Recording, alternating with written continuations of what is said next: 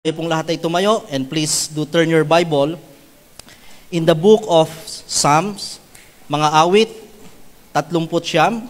I'm going to read this in Tagalog, sabayan niyo po sa wikang English. Psalm chapter 39, and we will read verse 1 down to verse 6.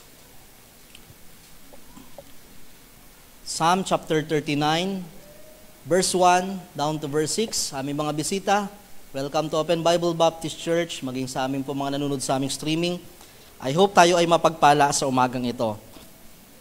Ganito po ang nasasabi sa aklat, ang sabi ko sa sarili, sa gawi mag-iingat, at hindi ko hahayaang ang dila ko ay madulas upang hindi magkasala.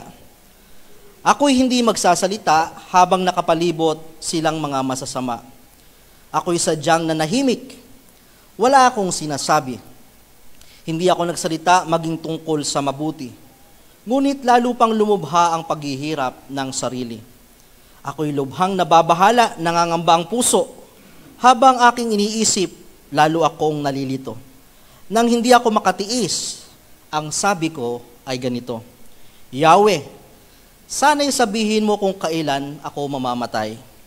Kung gaanong katagal pa kaya ako mabubuhay. Ang damdam ko sa sarili, pinaikli mo ang buhay. Sa harap mo, ang buhay ko'y parang walang kabuluhan.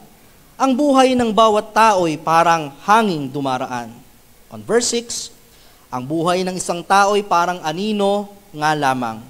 At maging ang gawa niya ay wala ring kasaysayan, hindi batid ang kukuha ng tinipon niyang yaman. Our subject matter this morning, as continuation of our message last week, what is life? Ano nga ba ang buhay? Let's go to the Lord in prayer. Lord, Heavenly Father, sa araw pong ito, nagpapasalamat po kami. Salamat, Panginoon, sa buhay na inyo pong pinagkakaloob. Ano nga ba ang ginagawa namin sa buong maghapon, sa buong araw? Ang lahat pong ito is to obtain life. Salamat, Panginoon, kung ang aming kamay ay nakagagalaw, ang aming paa ay nakakalakad. Kung hindi man, meron pa kaming matang nakakakita. Meron pa kaming bibig na nakakakain. Kaya Lord, we have so much to thank you. Salamat, Panginoon, sa mga bagay na ito. Sa araw pong ito, Panginoon, salamat sapagkat minabuti niyo po na kami ay nasa bahay-sambahan kaysa kami ay nasa bahay paggamutan. Lord, salamat po sa inyong proteksyon. Salamat po sa inyong walang hanggang provision. Sa araw pong ito, hiniling po namin ang pagkilos ng inyong banal na spirito. Samahan niyo po kami. Anumang karumihan sa aming puso, anumang mga bagay na bumabagabag sa aming isipan, takluban, palitan niyo po ito, Panginoon, ng inyong mapagpalang salita. Kaya Lord, sa umaga pong ito, sa mga oras na aming igugugol, nawa ito'y maging mas makabuluhan pa sa aming buhay, hindi lamang sa pakikinig, kundi kung paano namin ito pakikinabangan sa aming mga buhay. Pinag-aaralan po namin what is life. Kaya Lord, sa umagang ito, nawa maintindihan po namin bakit may buhay, ano ang purpose pa ng aming natitirang buhay. Sa inyo po ang lahat ng kapurihan. In Christ's name we pray. Amen and amen. Please be seated. This is the Psalm of David.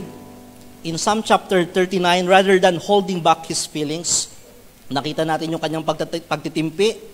Sabi niya, ayaw niya magsalita ng mabuti kahit ng masama. Pero hindi niya pong napigilang magtanong sa Panginoon. David goes down to God in prayer. And he asks for a renewed appreciation of his own limitation. He began to question God, Lord, what is life? After all the victories, the losses, the spoils, possessions, nagtanong si David, ano nga ba ang kahulugan ng buhay? Well, according to Britannica, life is defined as any system capable of performing functions, isang linalang na kung saan they were able to do this, eating, they were able to metabolize what they ate, excreting, na ilalabas niya, humihinga, gumagalaw, lumalago, and reproducing. That is life. Kung sabi ng iba, if matters is anything that occupies space, life is anyone that occupies time. Kaya meron tayong tinatawag na lifetime. In biblical perspectives, marami pong definition what is life. In the book of James, sinabi po doon, even in the book of Psalm. And Proverbs, napakarami pong definition what is life. But today, we will compress or be in a different perspective as we meditate what life is all about. So number one, what is life? Life is sacred. Life is sacred from the book of Genesis chapter 1 verse 27. So God created man in His own image. Pag sinabing sacred, you are connected with God. It is a dedication to a religious purpose. We are set apart. Tayo po ay pinakabanal, sagrado. We have this sanctity of human life. Tayo ay naiiba sa lahat ng nilikha ng Panginoon. We are created according to God's image. Well, we are blessed enough in this world. Hindi tayo ginawang bagay. Hindi tayo ginawang bagamat buhay din. Living things. Hindi tayo ginawang puno. Hindi tayo ginawang hayop. But the life of man is so precious that God created this or created us from His own image. And if we will think of our life, we have the capacity to think. No machine can compare the system of our body. Kahit anong galing ng likha ng tao, inventions about machines, technology, no one can compare the system of our body, how it functioned from the day na tayo po ay sinilang sa mundong ito. Just try to imagine your heart, walang battery, walang electricity, hindi solar, pero hanggang ngayon, pinagkakalooban tayo ng Panginoon because life is sacred to God. No computer or AI or artificial intelligence can replace our mind. Those technologies, computers, were just invented by men, but we are created by God, so we are different. We have critical thinking. So the sanctity of human life or humanity lies in how we are created as image bearers of God. That's what make us different sa lahat po ng mga bagay at linalang sa mundong ito. Each life is bestowed, valuable, not because of who you are. Tayo po ay precious, tayo po ay valuable, tayo po ay sacred hindi dahil kung anong narating mo sa buhay, hindi kung ano ang iyong katungkulan, hindi kung dahil kung magkano ang iyong ipon. We are not sacred dahil sa iyong itsura. Each life is bestowed value not because of who we are, but because of who made us. God has bestowed upon each person a part of who he is. As a result, every single life has innate value, and we should consider ourselves precious and valuable. Walang pwedeng magmaliit sa bawat isa sapagkat pare-parehas lang po tayong ginawa. We are created from man or from God's image. Ano man ang katungkulan, ano man ang posisyon, ano man ang itsura. Sa aking mahabang pagkakaupo, sa aking paghihintay sa panganganak kay Jen, ang dami kong napansin na bagay. Una kong napansin, that you cannot exist alone. Pag tayo nasa ospital, kalimitan ng mga nasa pedestal, mga doktor, sila yung mga highlights. Pero napansin ko, hindi magpa-function ang ospital na ito nang wala yung ibang tao.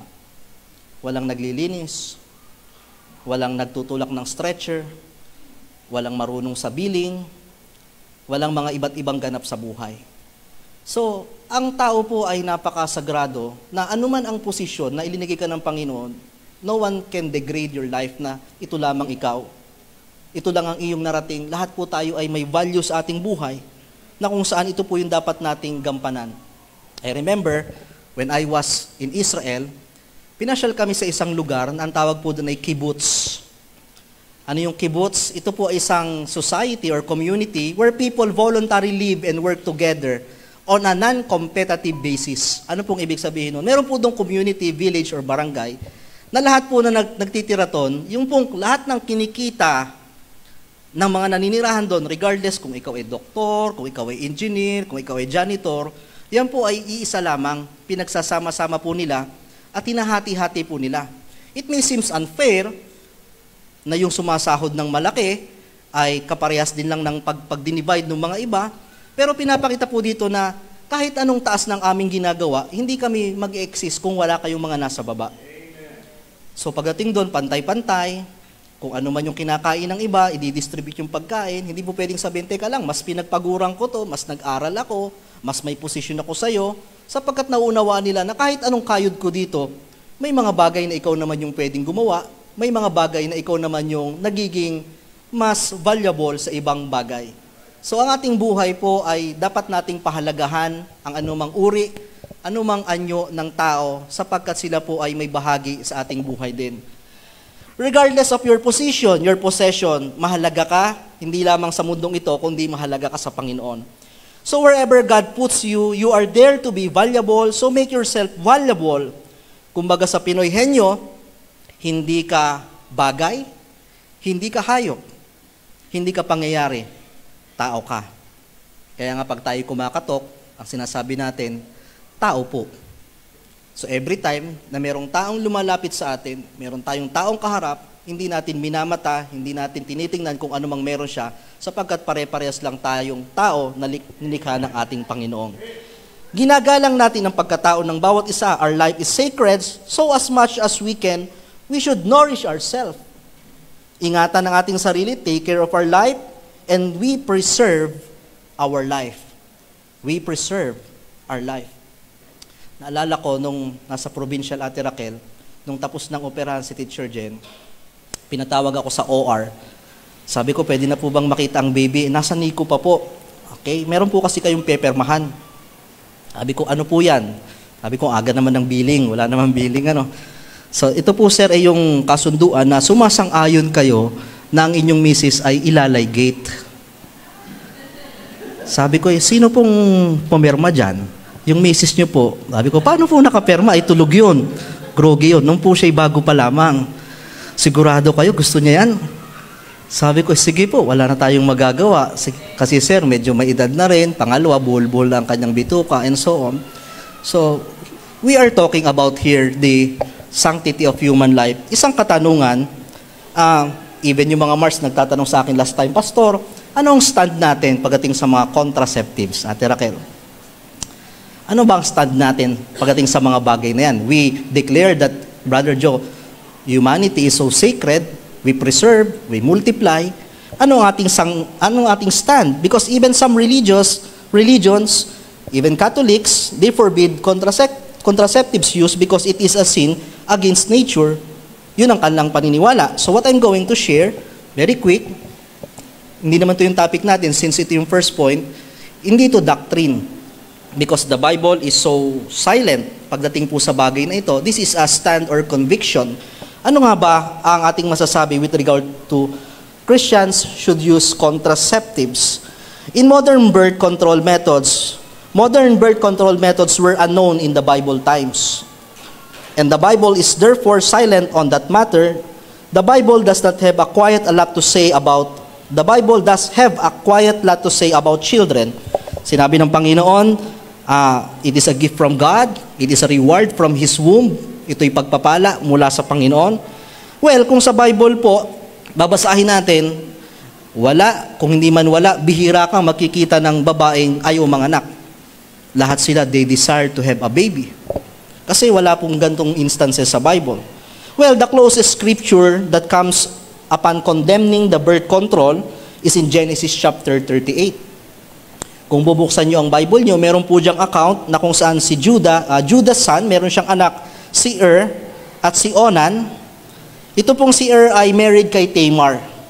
Pero wicked itong si namatay siya, pinarusahan siya ng Panginoon.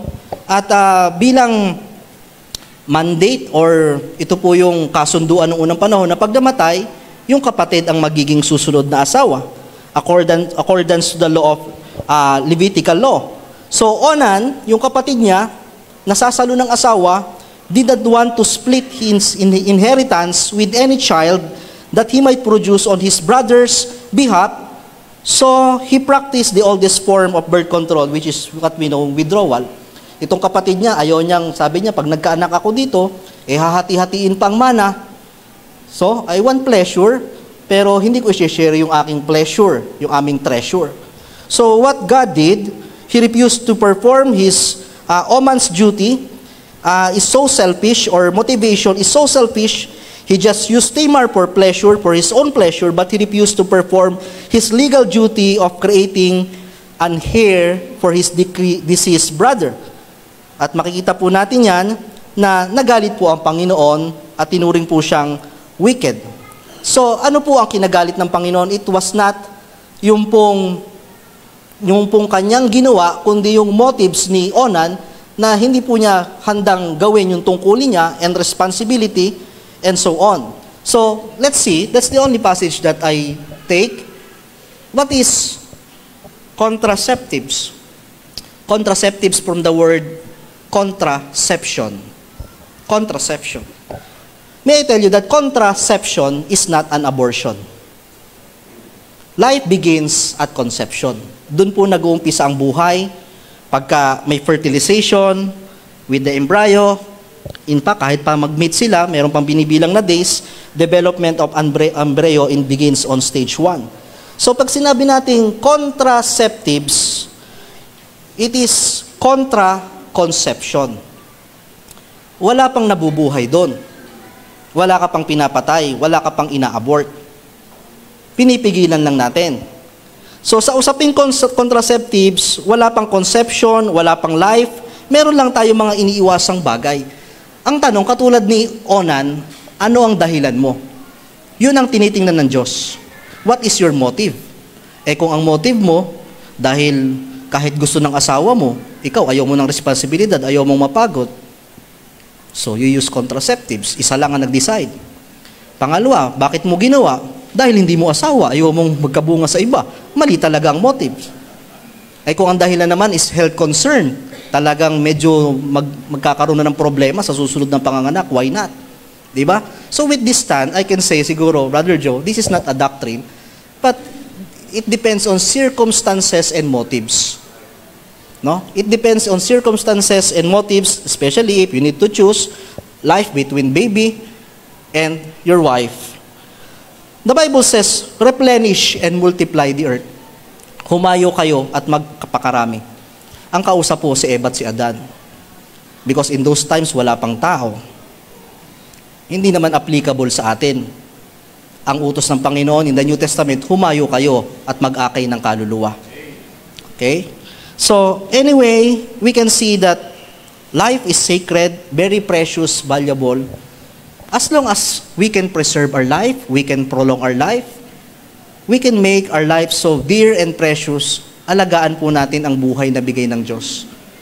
Sapagkat hindi po lahat ay pinagkakalooban ng buhay. Sabi ko nga, pwede naman tayo gawin ng Diyos puno, may value din naman tayo. Pwede niya tayong gawing daan, pwede niya tayong gawing tubig, may value din tayo. Pero tayo yung pinakang valuable sa lahat, make the most of it, gamitin natin ang buhay sa maayos na paraan. So number 1, what is life? Life is sacred. Pangalawa, life is survival. In the book of Genesis chapter 3, verse 17, in this chapter, it began the curse of humanity. Sabi nung kanta kanina, every human is longing for a dream, something like that, dream of paradise. In Genesis chapter 1, ang buhay natin ay parang paraiso. Perfect. You don't need to supply for your needs sapagkat ang Diyos na ang bahala. You don't need to toil. Pero since nagkasala ang tao, sabi ng Panginoon, curse is the ground for thy sake. Hindi lang ang tao ang sinumpa, kundi ang ground, mahihirapan ka ng mamitas, mahihirapan kang mabuhay. In sorrow shall thou eat of it all the days of the life. Ang buhay ay sagrado, pero dahil sa kasalanan, life is survival. We tend to work every day just to survive. Sabi nga ng iba, ano ang buhay? Ang buhay, kailangan mong magtrabaho para ka kumain. Bakit mo kailangan kumain? Para maging malakas. Bakit mo kailangan maging malakas? Para makapagtrabaho. Bakit mo kailangan magtrabaho? Para kumain. Bakit mo kailangan kumain? Para maging malakas.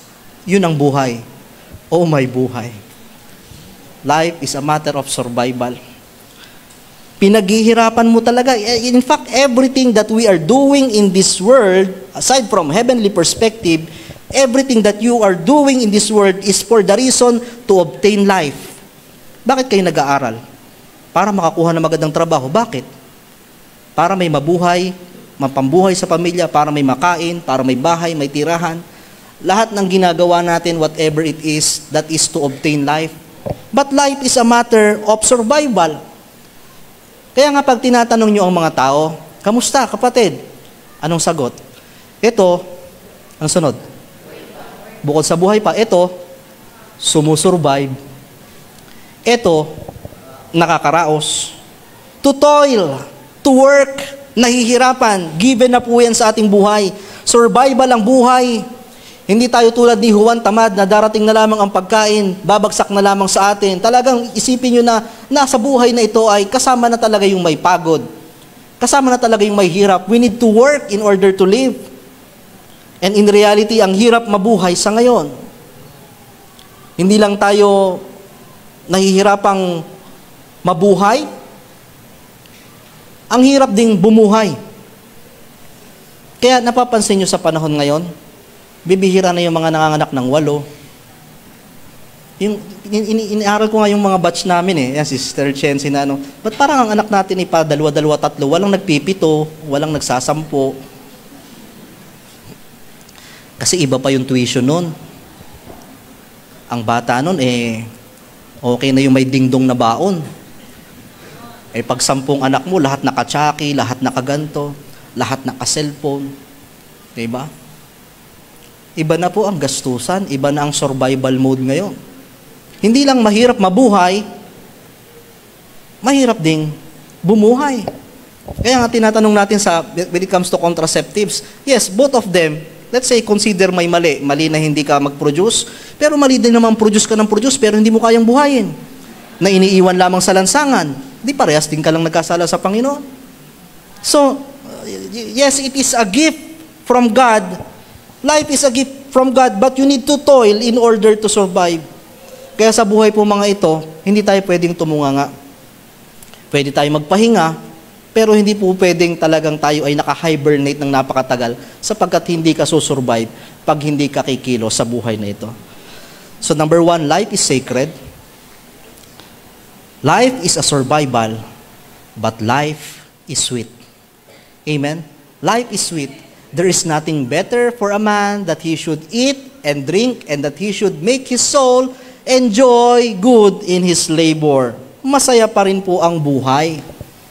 Meron pa rin magagandang bagay na pwedeng mangyari bagamat mahirap ang buhay. It is just a matter of perspective. Kung iisipin mo laging survival mode or sweet mode.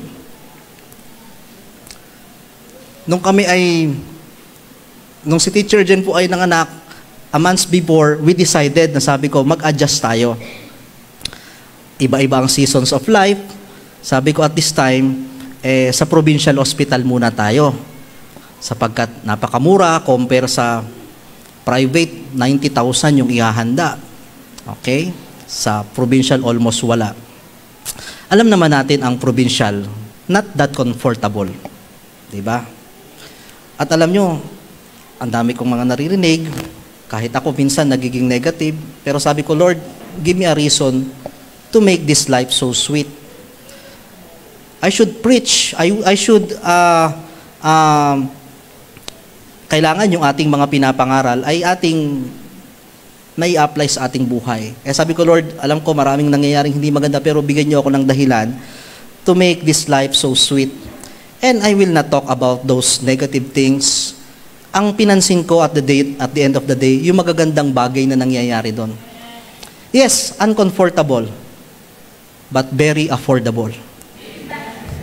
Sabi ko nga kay Teacher Jen, noong mga huling araw na, kasi alam ni Ate Raquel yan, salamat, nagkakaroon ng problema, Monday pa kami doon, ilang araw na, wala pang nangyayari. Sabi ko, isang araw pa. Okay? Nandito na tayo, ang dami na nating tinahak na paghihintay, ang dami mo na tinahak na hirap, isang araw pa. Pero kung di talaga, I have no choice, gagawa tayo ng paraan para mag-private, pero nandito na ito eh. Okay? Binigyan ko ng offer kasi yun.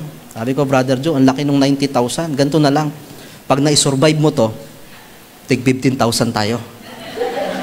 Bahala ka. Order mo ang gusto mo. At least kahit pa paano. Okay? Ikaw, bili mo yung gusto mo. Ako, magre-refresh naman ng konti. Uncomfortable, but affordable. Pangalawa, sabi ko, kung ako'y nasa private hospital, ilang days kami dito, yung experience ko kay Amir, doon ako nahirapan, walang kapalitang bantay. Bawal lumabas, ikaw lang. Ay maganda pala dito sa provincial, pwedeng magpalit. Nakakauwi-uwi, di ba? Wala rin mag-aalaga kay Amir kung ako'y nasa private. Nagtataka nga yung mga bantay, ang dami nyo, yung mga nurse, ang dami nyo naman pong kapalitan. Salamat, may mga taong ginagamit ng Panginoon. Di ba? Napakalinis, Ate Raquel, ng provincial ngayon. Di ba? Maya't maya ang nakakaya na nga dumaan. Parang hinahabol ka ng map.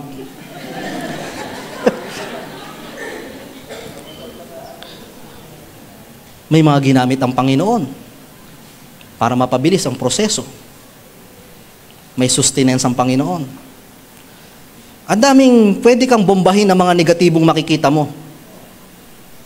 Pero tutulungan mo ang sarili mo to make your life sweet. Naririnig ko sa mga nakaupo, pambihirang buhay ito, pambihirang buhay ito. Eh, gano'n na rin ako nung umpisa eh. Sabi ko, pambihirang buhay ito. Ang hirap ng walang pera. Pero hindi, nagpe-pray ako, Lord, bigyan niyo ako ng wisdom. I don't need to make decisions pag hindi tama aking puso. Hanggang sa nagdadrive ako, napansin ko, iba-iba nga pala ang tungkulin ng tao, na-appreciate ko na ngayon yung mga simple lang ang ginagawa. Diba?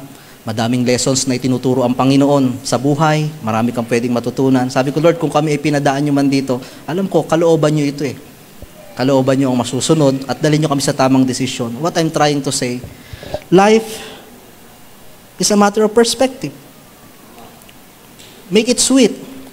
Nung una pa lang sinabi ni Teacher Jen na ooperahan na ako, sabi ko, wag muna, babalik ako dyan, magpa-second opinion tayo sa private doctor uli. Kasi October 10 pa, masyadong, ano pa ang baby, baka ganun din ang kalabasan, ma-incubator and so on. Pero doon kami din ng Panginoon. Ang blessing, kulang pa siya ng mga 3 weeks. Kaya kahapon lang binigay sa amin yung baby. Kulang siya ng 3 weeks, pero ang itsura parang labis-labis. Okay. Sabi ko, ito bang mukhang kulang? Parang labis-labis ito ah. Okay, napakatabang bata. Kaya laging titingnan nyo, ano ba ang pwedeng ipagpasalamat? Ano ba ang positibo? Kahit maraming nangyayaring hindi maganda, kaya mong kontrolin yan. I-reverse mo. Ano yung pwedeng masabi ko, life is not just survival. At the end of the night, life is sweet. Kasi pag lagi ang inisip mo, life is survival na lang, paano ka parang magkakaroon ng ganang gumising? Eto na naman, magtatrabaho na naman, makikita ko na naman si ganito. Pero isipin mo, may mga maganda rin pala nangyari. Kahit mukhang mahirap, hanapan mo. Hanapan mo ng mga magagandang pwedeng ipagpasalamat sa Panginoon. Life is a choice. Pumili ka. Survival ka na lang lagi. O iisipin mo rin maging sweet. Malay mo, bukas or mamaya, kahit pa sabing survival ka ngayon, maging sweet na ang lahat. Maging maayos. God will always give you a reason to smile. Kaya nga sabi ko, what is smile? Anong definition? Seeing miracles in life every day. Yung umabot ka ng gabi, gumising ka ng umaga, miracles na yon. Smile. Diba? Smile. Yung hindi man lahat nangyari ng gusto mo sa maghapon, pero magpapahinga ka at gigising ka uli, pwede mong gawin yun bukas, smile. Life is sweet. Diba? Kaya Ate Belen Aba, wag lagi tayong nakasimangot. Ngingiti, kahit walang partner, yan, nakangiti na, di ba? Ngingiti. Nakakahawa yung ating pagngiti, di ba? Kahit sa mga bahay, mga pagod na, kung ano pa man, uuwi ka, walang ulam, hindi masarap ang ulam, at least may inuuwian ka pang bahay. Yung iba, ang sasarap ng ulam, pero pagdating sa bahay, wala na yung pamilya, sira na, ang ganda nga ng bahay, wala namang katabi, walang kasama. Think of something. Okay? Kahit mukhang walang-wala, maghanap ka, meron yan. Meron at meron tayong makikitang sweet moments in this life. So, 1, life is sacred, life is survival, but life is sweet. And the last, I want to share this picture. Tingnan natin yung picture to. Gusto kong hulaan nyo, anong year ito? 20? Anong pala hulaan mo? Bakit 2016? Fellowship ng Young People, Sports Fest, okay? Provincial Hospital Ministry. 2016. Alright, tama. How about this one? Anong taon ito? No? 2019. Nag-outing tayo. Nakakamiss yung sports fellowship, ano? May choir. O tapos may pelikula pa tayo ng mga panahong yon. Balik pa tayo ng maraming panahon. Tingnan natin, sina Kuya Abraham makapag-testify nito. Yan. Balik, sige. Kuya Perdi, anong taon kaya yung may tora-tora? 95. 97. Kuya Abra, anong taon yung kayo kinasal? 85. 85. Diba? Kuya Jun, ano si Kuya Jun? Anong oras yung kayo kasama nyo sina Kuya Jerry dyan? Anong mga taon kaya yan? 90s na ba yan or 80s?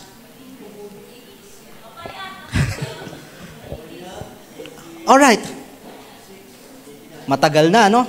Sa lahat ng mga larawang pinakita ko sa akin for the last point, anong masasabi nyo sa buhay?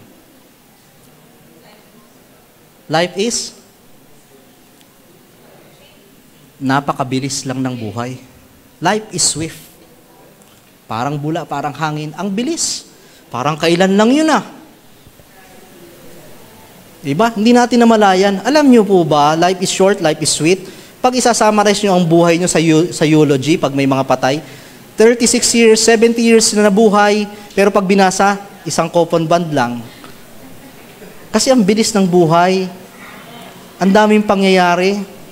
Kung babalikan lang natin yung ating mga panahon, sa ating na tayo ay nabubuhay, napakabilis lamang. Pero alam nyo what is amazing in life? Nakita ko, habang ang tao ay umiidad, mas lalong nagiging mukhang tao. Balikan nyo nga yung mga picture nyo. Kung mabubuksan lang ang Friendster, siguro i-deactivate nyo na agad. Para kayong nabuhay sa panahon ng gera. Mga hungkag ang muka at mga may itim. Pansinin nyo ngayon, kung kailan nagkakaedad, kung kailan papatapos ng buhay, mas lalong gumaganda. Mas lalong gumagwapo. But still, napakabilis ng buhay. Kamakailan lang, kami yung mga patakbo-takbong bata dito. Ngayon, halos kami lahat ay may asawa na. At ang huling yugto, ang huling batch na ikakasal, si Teacher Jaja. Finally. Kamakailan lang, di ba, kayo yung tinuturuan sa music, ngayon kayo na ang nagtuturo. Lalo pa yung mga marami ng karanasan sa buhay. Ang dami na. Lagi mo lang sasabihin, ang bilis ng buhay, ang bilis ng buhay. Ang mga apo ko ngayon, may mga asawa na. Di ba? Dati-rati, ako'y naghahabol lang sa aking anak. Ngayon, ako na ang hinahabol. Di ba? Dati-rati, siya'y aking sinasaway. Ngayon, ako na sinasaway. Ang bilis ng buhay, mga kapatid. At kagabi nga, ako ay nagre-reminisce. Okay, sabi ko, napakabilis ng buhay. 3 years ago, during pandemic, okay, pinagkalooban kami ng Panginoon during pandemic, pinanganak si Amir. A very healthy baby during this time. Bagamat survival pa rin, sapagat we spent 10 days sa private hospital, napakatabang bata. At nung isang araw, may okasyon dito, si Amir nagpe-perform. Sabi ko, napakabilis ng buhay. Ngayon, 3 years old na. Dati-rati, kinakarga ko lang. Dati-rati, pinapadede. Napakabilis ng buhay. At after 3 years, hindi lamang kabiniyaan ng Panginoon ng isang malusog na lalaki, pinagkalooban kami ng Panginoon ng mas malusog pang babae. Di ba? Kaya sabi ko, Panginoon, ang bilis ng buhay. At alam nyo, one thing that I realized din, parang ang mga tatay, mga mga Hapon. Ngayon, tutok uli ako, sabi ko, ito, papasok na naman tayo sa buhay ng pagiging ama, puya at ganyan. Pero sabi ko, hindi naman laging bata sila. Hindi naman laging sila ay magpapakarga, hindi naman sila laging bibihisan. Mabilis lang ang buhay, di ba? Mabilis lang. Hindi naman laging hahabol-habol. Si Amir sobrang habol. Kaya Ate Raquel, minsan pag nasa ospital ako, sa sasakyan ko pinapatulog yun eh. Babalikan kita dyan. O di kahit bantay na muna ng isang bantay. Habol ng habol. Pero alam nyo, mabilis lang po ang buhay. Enjoy the moment with your wife, enjoy the moment with your parents, with your children, with your schoolmates. Lumilipas po ang lahat ng yan. Why? Because life is swift. TikTok. Nabawasan na naman tayo ng ilang oras sa araw na ito. Nabawasan na naman tayo ng ilang araw sa buwan na ito. Lumilipas ang buhay. Make the most of it. Tulad ng mensahe last week, what to do in this short life? Minimize pain. Pag may mga pwedeng tagtaging kahirapan, kabigatan, espiritong hindi maganda, na nakapagpapabigat ng iyong buhay para hindi ka maging masaya, minimize. I'm not saying na hindi natin matatanggap yung mga pain, pero kung kaya mong paikliin, maganda kung mawala ka kaagad, sapagkat maiksi lang ang buhay para gugulin mo sa mga hindi magagandang puso, hindi magagandang isipin, lalo pat mga bagay na tapos na, wala ka nang magagawa, lalo pat bagay na napakalayo pa, may mga bagay na ang solusyon niya nandun din sa araw na yon. Hindi ko sinasabing hindi tayo mag-prepare, hindi tayo mag-invest, hindi maghanda, pero may mga pagkakataon na kahit anong gawin mo ngayon, hindi pa talaga ang solusyon yan pag malapit na or nandyan na. So, yung panahon na dapat ginugugol mo ngayon, inisip mo yung paano na ang next year, paano na ang ganito, at inisip mo yung nakaraan, anong nangyayari? Nauubos yung oras na para dapat ngayon, binibigay mo sa dati pa, at ininalaan mo sa malayo pa. Make the most of it. Enjoy natin. Kung ngayong araw na ito, survival mode talaga tayo, make a way na kaya mong gawing sweet. Kung talagang sweet, huwag magpakahabag sa sarili. Maging masaya sa araw na ito. Why? Because life is short, minimize pain, maximize pleasure. Pasayahin ang mga pwedeng pasayahin.